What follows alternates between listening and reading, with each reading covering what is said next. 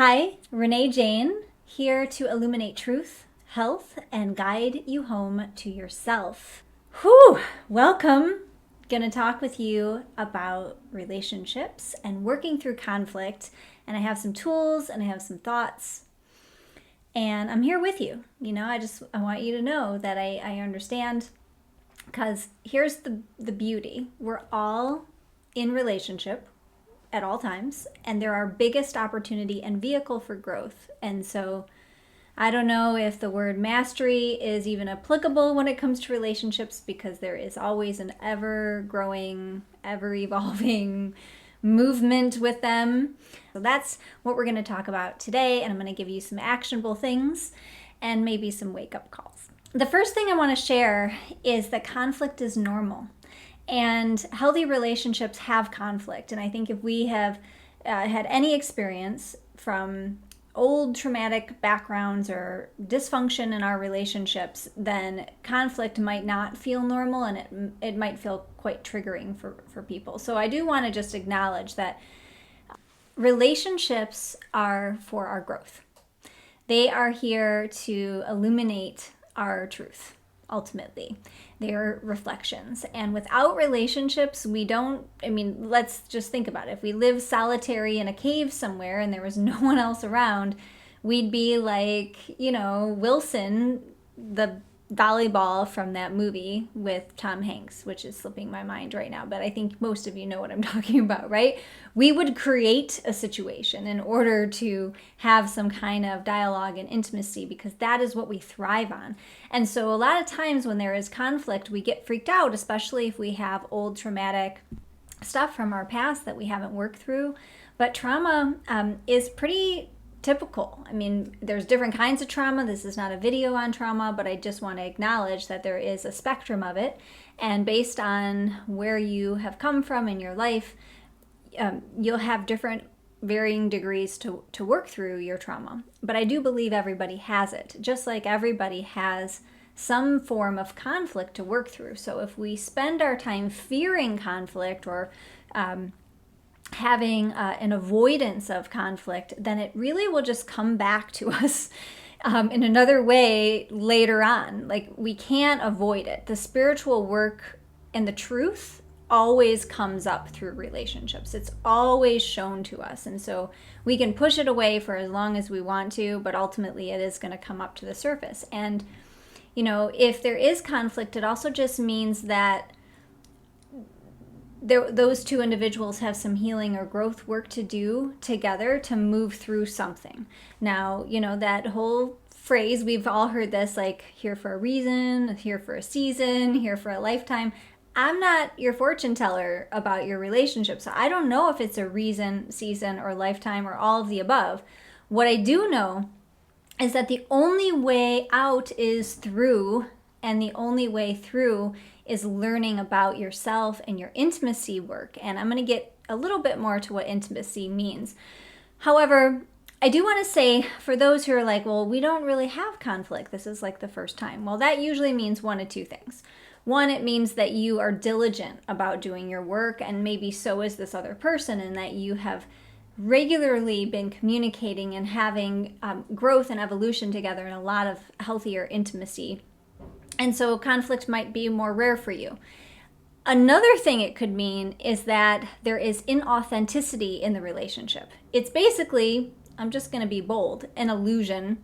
There's a lot of fakeness. You haven't been real. Maybe you don't know yourself. Maybe they don't know themselves. Maybe there's a lot of codependency and you're just kind of pretending to be someone you're not, or people pleasing, or if there isn't conflict, it's usually because of that.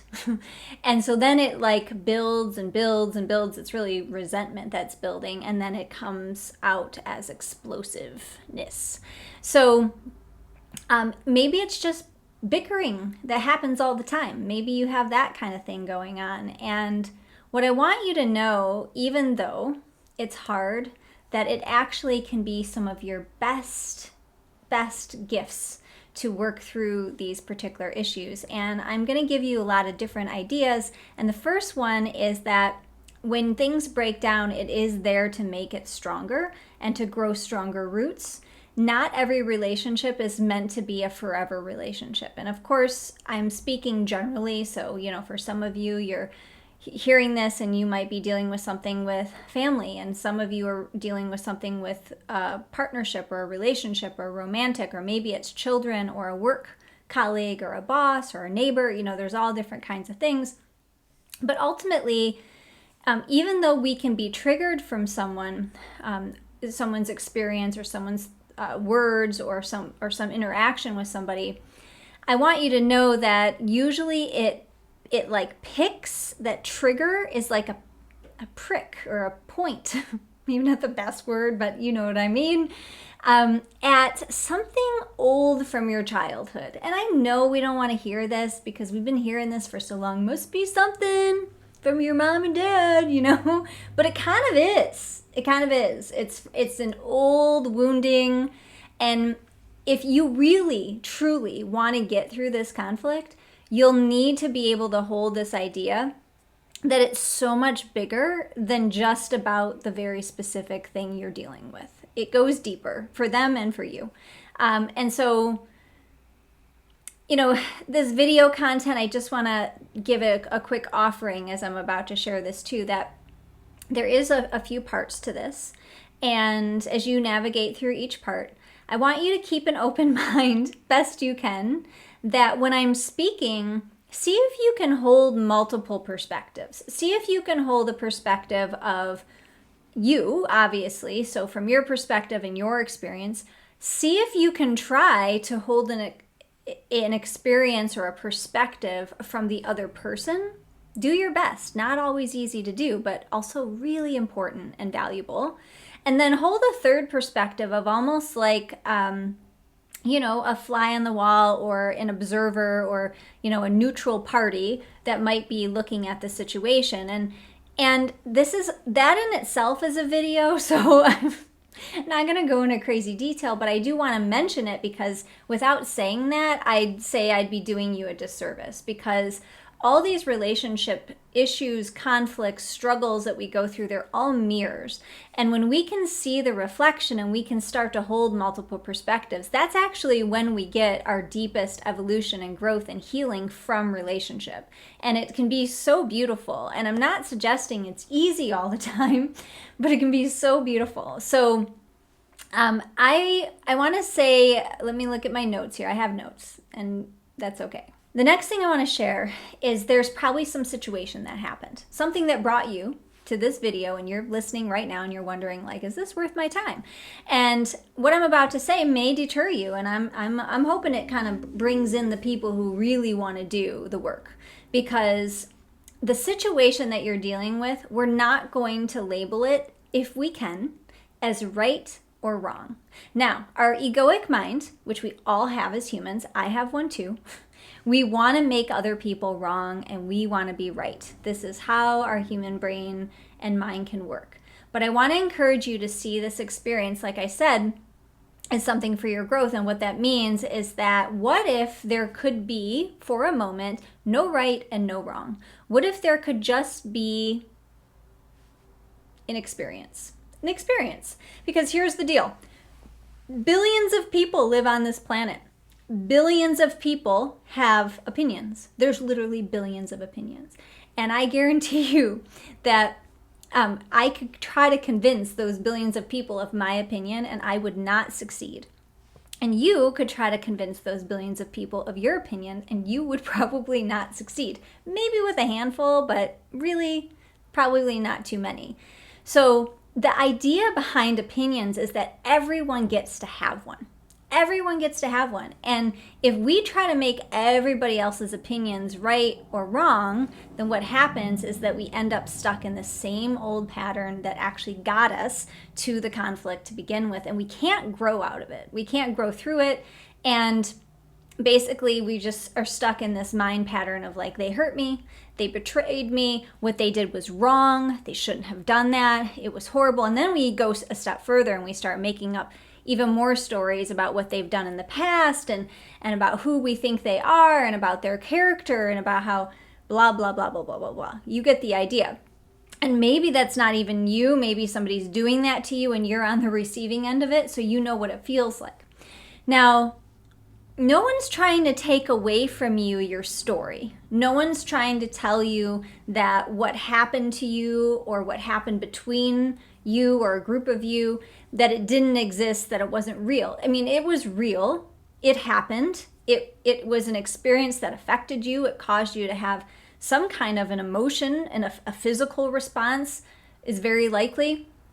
And maybe, it forced you to reckon with something. Maybe it really hurt you. Maybe it felt like an incredibly hard time in your life.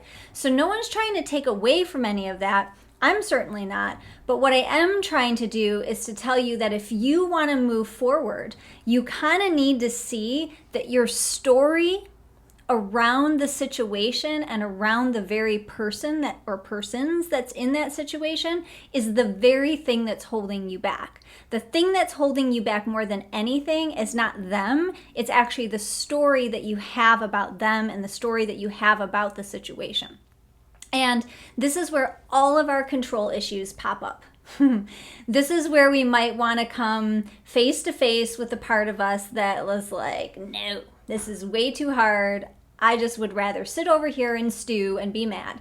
But I'm going to tell you, and I'm not going to go into great detail in this video, but I'm sure you'll find it in others, is that if you hold on to this fear and anger and resentment in your body, it literally will eat you alive.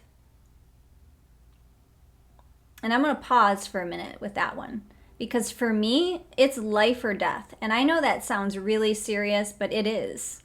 Because I have learned in all the 20 plus years I've been doing this work that when our physical body is impacted from years of stress from holding on to resentment and anger, it manifests in the body as disease and illness and a lot of inflammation. And so this connection, this mind-body connection of our mental health, our emotional health, even our spiritual health, and how that impacts our physical body and vice versa, it's a holistic system. And do not take for granted the importance of you moving through and clearing. When they say, forgiveness isn't for the other person, it's for you, could not be a bigger truth. Forgiveness doesn't come by a snap of the fingers, by the way. That's another video. It takes time. It's a choice you need to make when you decide to make it. But make no mistake, the forgiveness is for you, so you can be free. You can let go. And in order to get to the forgiveness work, we often need to do what we're talking about. And when there's a conflict, we need to get to understanding our side of it. And one of my mentors, I want to share this, taught me this years back, and it has stuck with me, and I can tell you it has helped me through so many situations. She said, there's 3 kinds of business. There's your business, their business, and God's business. Your business, their business, God's business. Almost always, it's your business that you got to deal with. Almost always, it's God's business. Their business, however, is never your business. Their business is never your business. I'm going to come back to that in a minute, but when we talk about conflict or we talk about any aspects of relationships, it's really important that we take a minute and we start to try to separate out whose business is this. Am I over there in so-and-so's business trying to navigate what they should be doing or what I think they did wrong or what I'm offended by or what, you know the story. Are you in their business? Because their business is really their business to figure out. And our control freak, we all got one, we all have one, we don't like that because we seem to think that we know everything. We seem to think as humans that we got this right and we got this nailed and the way we do it is better. And how I want to say it with you today is with so much love, but directness, that is a form of arrogance that will not serve you anymore. It's a form of superiority. And I'll be sitting here, by the way, with you and raising my hand and saying, I have looked at my own arrogance and superiority more times in terms of my my character in relationships and had to reckon with it. So I get it. It's not necessarily easy to hear that. But when we believe that we're right more often and that our opinion has more of a value than another person's, that is where our arrogance comes in, and we need to see it. And so we get back into our business and we say, okay, what's on my side of the street? What is on my side that I haven't dealt with? And this requires you to do some work around your feelings, because what we need to do in order to move through a conflict is we need to be able to look at our emotions and separate out what is fact and what is our emotion. Now, emotions actually are like these beautiful gifts that can point us in the right direction. They can offer us a lot of feedback. But when our emotions rule our mind, then we can lose ourselves. And that's when we become very reactive in relationships. And so sometimes space, taking a step back before we react. I like to teach my clients about the 7-second pause, where I put my hand on my heart or on my belly. And I don't even tell people that I'm doing this necessarily, but I count to 7 and I try to breathe before I say something, before I react and maybe spout out some words that are going to cause harm or damage. And so ultimately, that 7-second pause might not be enough.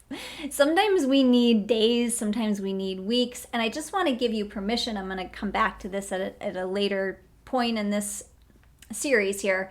But ultimately, give yourself some time to figure out what is the facts and what are your feelings, because it's going to require you, when you reckon with those feelings, to move probably through some old fear that you have. And I want to move and transition now to the other person. So often when we have a conflict, we start talking about the other person. Well, they did this and they did this and they said this and this is how it offended me or hurt me or whatever. They judged me. And I know it's not easy. I just want to acknowledge you. I know it's not easy. For me, writing things out helps.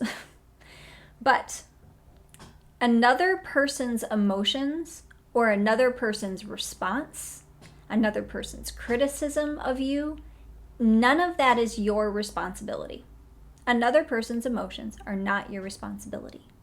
Shall I say that one more time? I think you got it. Another person's emotions have nothing to do with you. And a lot of times people who have the emotions, they don't want to hear that, because they'll say, no, you made me blank. You made me sad. You made me whatever. And, you know, maybe you overreacted. Maybe you did something. But their emotional response is still their responsibility. And a lot of people in our culture do not like this conversation. This triggers the crap out of people, but I will stand my ground on this one because the moment we start saying that we're responsible for another person's emotions is the moment that we go into the loony bin. Like, our emotions live inside our body. Literally, they live in our cells. I don't know if you knew that. This is like science here. It's very simple, but it's complex in the sense that you have trillions of cells. Trillions. And so for you to say that you're responsible for the emotions that live in another person's cells is basically saying that you're responsible for what's in their body. And I don't know about you, but I'd rather be responsible for my own body. I'd rather have that empowerment. Otherwise, I wind up in victimhood. And there's a difference between victimization and victimhood, which I'll briefly state just so we can kind of move through this. All of us have been victimized in some way, shape, or form. Some way worse than others. We're not comparing, because we can't compare. We're all unique. We all have a different threshold in terms of what we have been able to handle, even in our life, in terms of abuse or trauma. But there comes a point in time when we start to see that our mind is still reliving that victimization, and it has created our victimhood, where we start to see that other people's issues are really like being detrimental to us. And it's time to take our power back around that. And that's probably a whole other video that I really want to make, but not right now. So The only person responsible for your emotions is you. They're responsible for their emotions. And as long as we can remember that, it helps things a little bit more in terms of being neat and clean. They're allowed to be angry. They're allowed to be totally like rageful if they want to be. I'm not suggesting that it's okay if they cause harm, which we can get to, and I'll get to that. But they're allowed to be however they're being. That's their emotions. And it's not our job to try to change it. We're allowed to be however we want to be. We can walk away if we don't want to be around those emotions. We have every right to do that, and that's okay. If somebody feels empathy for another person's emotions, that's healthy. That's normal. That's appropriate. We can take time to hear them and listen to them and maybe even give them some comfort. But I want you to also understand that based on somebody's level of capacity, that's the word I want to use, in that moment, they might not have the capacity to empathize for another person's emotions. That doesn't make them a narcissist. By the way, let me take a side tangent. I believe that everybody is a narcissist. Okay? I'm just going to say it. All human beings are on the spectrum of narcissism, which is a very large spectrum. Now, I'm not referencing narcissistic personality disorder, which is a whole different thing. But I do believe in our human nature and our inherent selfishness as humans. We all have a little bit of narcissism within us, which means that we need to take care of ourselves first and foremost before we can take care of somebody else. And that's not necessarily a bad thing. That's just a natural instinct. Now, sometimes though, when we haven't worked through our trauma, we haven't worked through some of our old shame, and we're hanging on to resentment and anger, then we feel more and more and more and more selfish, and we basically just want to get our needs met all the time. And so when I say someone might not have the capacity to hold space for you and your emotions, they might not. They just might not. That doesn't make them bad. It doesn't make them wrong. It just means that that's where they're at in their life. And I would ask you, if you're mad that they don't have the space to hold for your emotions, you might ask yourself, are you holding space for your emotions? Are you? Are you taking the time to sit with yourself and be with your feelings and validate your own experience? Sit with that one for a moment. The thing we're usually mad about is usually also not what we're really mad about. Here's what I mean. So even though the thing that happened was real, even though the thing that happened was really bothersome, even though the thing really impacted us in various ways and maybe even blew up some areas of our life or caused financial problems, or there's so many things that could happen. It could be a big deal. However, the reason you're so mad about it is actually because it's revealing some kind of old patterning. It's revealing some kind of old thing that's rooted in something that's been there for a long time that you actually haven't fully worked through. And so yes, maybe there needs to be some repair or some reconciliation in time, or some healing in regards to this situation that you're dealing with.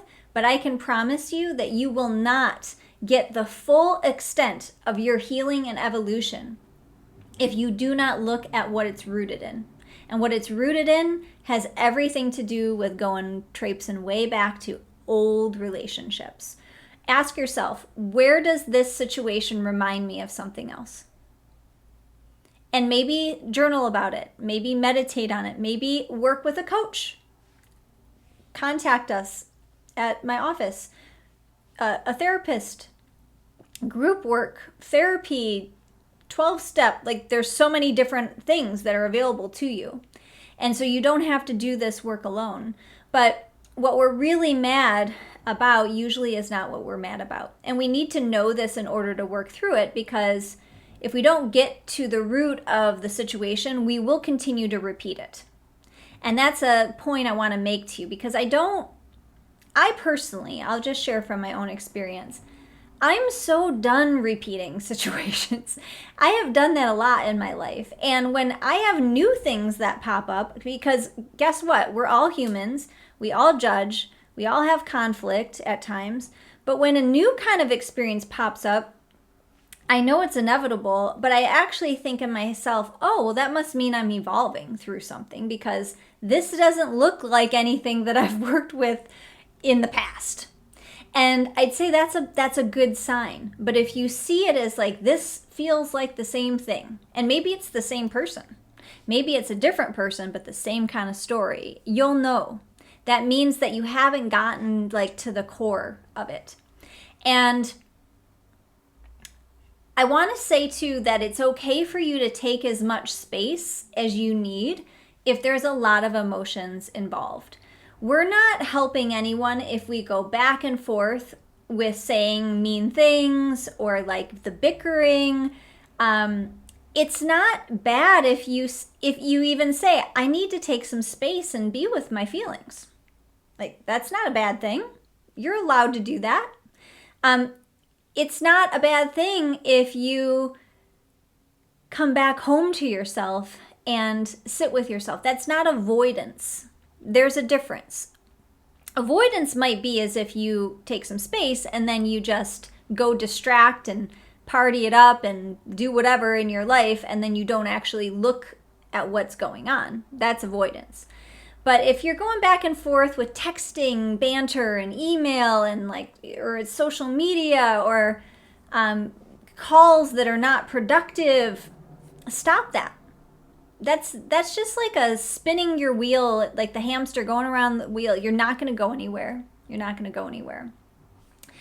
If you want to have a real conversation and you feel, I was going to say ready, but I don't know if that's a good word, because I don't know that anyone necessarily always feels ready to have conversations. Sometimes we feel butterflies and we're nervous and we're scared because, let's face it, most people are a little fearful of conflict, right?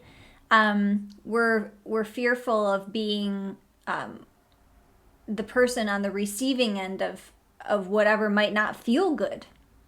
And so either way, I just want to say, if somebody invites you to have a real conversation, then respond that you will. You know, always see if you can rise up to the occasion. If somebody says, I want to have a conversation, and then they show up and they start screaming, well, then you get to say, I'd like to have a calm, like, considerate conversation with you where we're productive. And you can contact me back when you're ready. You know, you can say that with love and compassion, because you don't need to be invited to something and then get trampled all over. That's not productive for anybody. Now, a person who's doing a lot of work on themselves, this is a very important point I want to make in terms of relationship. So when I say work on themselves, they've been working with coaches for a while. They've been working through with therapists, or they've been doing trauma work. Perhaps it's emotional, spiritual kind of stuff. But the point I want to make is it's sometimes a sign of arrogance when that person comes in and they feel like it's their job to fix things. Well, because, you know, and they may not say this, but it's like an assumed arrogance, like, well, I've been doing all this work, so I'm going to come in and like try to orchestrate how this goes down. That's another way of controlling the situation. So watch for that, because it's not your job to come in and fix things. It's really not. When I mentioned earlier there's 3 kinds of business, it's really God's business. And the word God, whether you like that word or not, you can replace it with universe or spirit or higher power, whatever works for you. I'm not attached to the meaning of the word. I just use them all. But it's not your business how it gets orchestrated. It doesn't mean that you don't show up and you don't make an effort, but you don't have to try to mend things. Everyone's different. Some people like to bury things. Some people bury it so deep and they avoid the conversation until one day they explode and everything blows up. And like I said earlier, that's usually more rooted in other things, of course, right? It's not just about that one thing, and we all know it when it happens. And these reactions, they ultimately describe our attachment wounds. And I'm not going to talk about attachment wounds in this video. I'll save that for another time.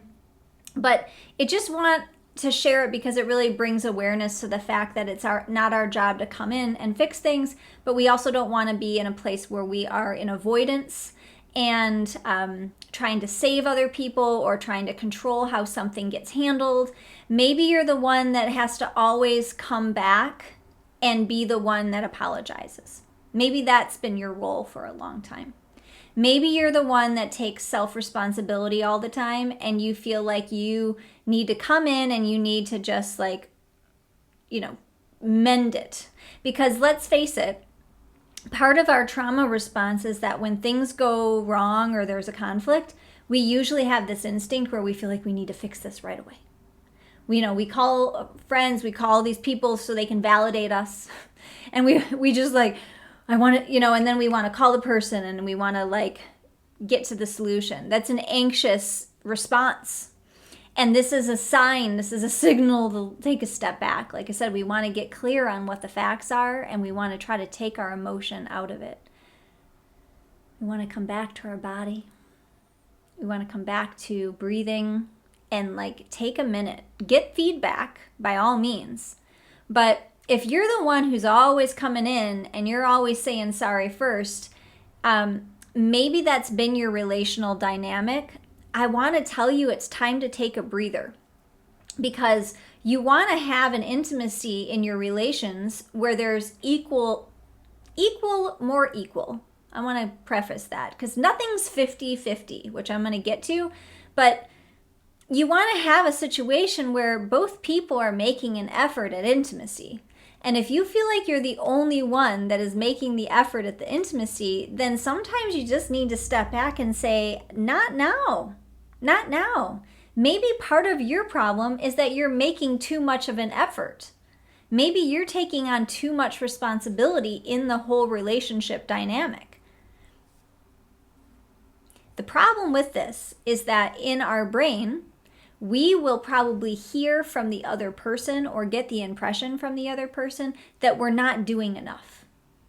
And so we will feel guilty or we will feel shame, and that person might, be mad at us because they don't think that we're taking on enough responsibility, and this is where the conflict begins. And this is really important because every human being has a responsibility to themselves. And every human being who wants to engage in relationships, they have a responsibility to show up for that relationship. But at the same time, what we give to relationships is never 50-50. It's never perfectly equal. It's not equivalent. In fact, you're unique and there's nobody like you on earth. And so whatever you bring to a relationship is going to be very different to what somebody else brings. And the problem I think we face as humans is that we have this false illusion that for some reason everyone needs to be contributing equally. And in this culture, it's madness because we have, well, I'm not going to go off on that, but in our culture, it perpetuates this idea. And if your goal is intimacy, then sometimes that intimacy requires stepping back for a minute and sourcing yourself in a way where you feel like you can actually show up and bring your best self forward. And sometimes your best self forward is not enabling the other person. Sometimes your best self forward is taking on a deeper responsibility. And if you've been following my work for a long time, you'll know that I often talk about taking self-responsibility and being somebody who's a self-healer. And very important, sometimes we go too far, especially if it's been part of our past trauma experience or trauma response to be an ultra people pleaser. And a people pleaser is basically somebody who, in disguise, is trying to control everything. So this is not a judgment, by the way. If you are somebody who is perhaps giving too much, just look at it. We're getting curious. We're not judging. We're not beating ourselves up. We're not shaming ourselves about any of this. But I just need to mention this because I have experienced this myself, and I have seen so many people who experience this. And so sometimes we say to people, well, you need to take more responsibility. And in reality, they have been for a really long time, but they're being met with another group or party or whatever of people who kind of aren't either. And so if we keep doing the same thing over and over, what's the definition of insanity, right? That's basically what we get more of. All right. I hope this was of value. If you haven't seen the entire series, I encourage you to check it out. All the links are in the section below. And if you like this video, please like this video and leave me a comment. If you have questions or anything at all that you want to share about your experience, I'd love to hear it. I'll see you soon.